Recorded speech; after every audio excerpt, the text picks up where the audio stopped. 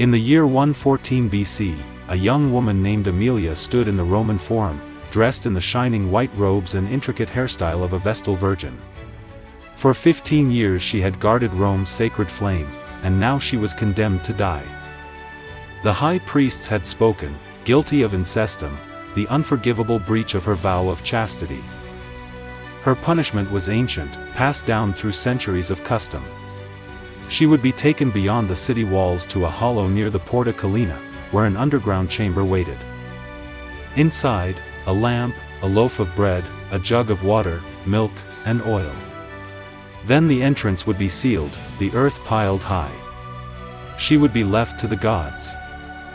But Amelia's story isn't just tragedy. She wasn't a powerless girl chosen at random, she was one of the most influential women in Rome. Vestals held rights no wife or senator's daughter possessed. They could own property, make wills, even act without a male guardian. They had front row seats at the games. Condemned men could win pardon merely by meeting them in the street. And now, one of these sacred women was to be buried alive.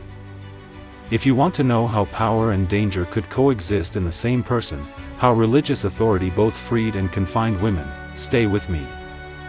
Because this story overturns everything we assume about ancient Rome, about faith, hierarchy, and freedom itself. The tale of the Vestal Virgins is neither pure oppression nor empowerment.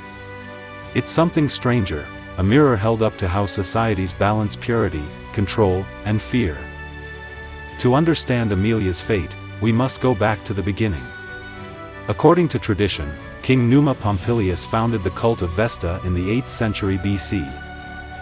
6 priestesses, always 6, tended the goddess's eternal flame, symbol of Rome's life force.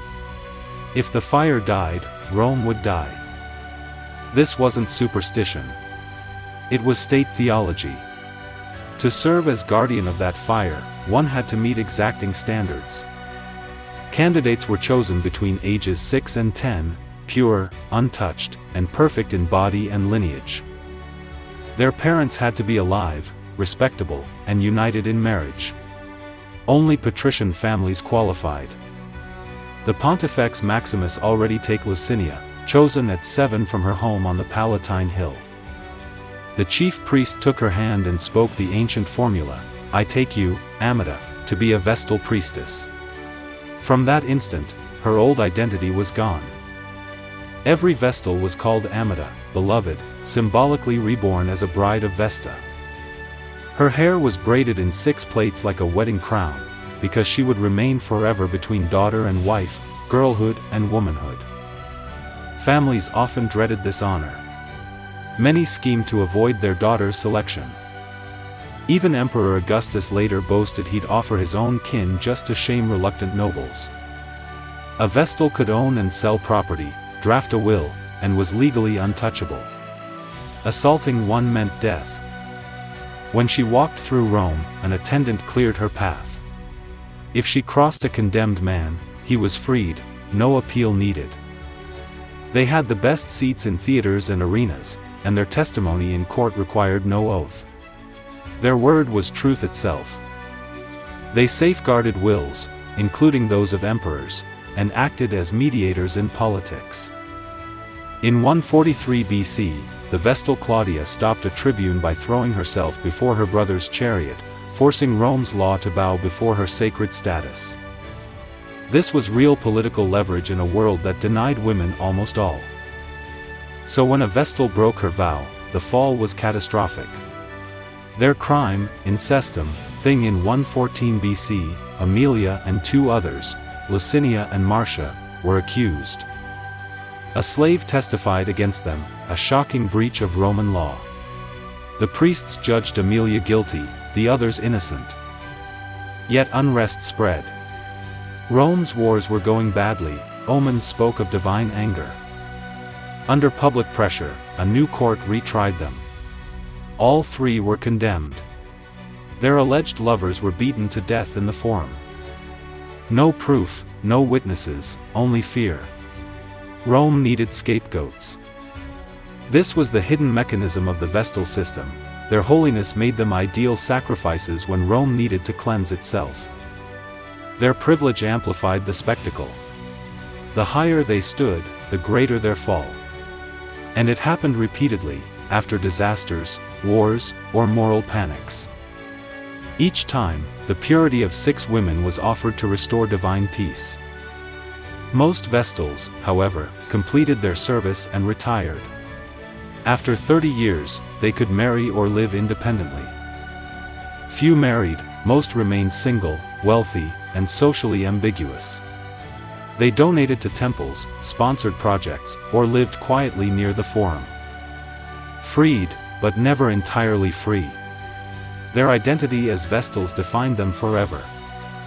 The house of the Vestals itself was vast, courtyards, dormitories, and the circular temple of Vesta. The sacred fire never slept. Each woman took turns tending it, any lapse meant a whipping. They made mola salsa, sacred meal used in every Roman sacrifice, tying them to every act of worship in the empire. They also guarded mysterious relics, like the ball, said to protect Rome's fate. Yet some Vestals wielded influence beyond ritual. Fabia, in 63 BC, testified in the scandal of Publius Clodius Pulcher, whose blasphemy rocked Rome. Her words shaped the verdict and the history that followed. So were the Vestals oppressed or empowered? Both. They gained unprecedented legal status but at the cost of personal freedom. They were exalted as sacred yet available for sacrifice. Their power reinforced the very system that limited them.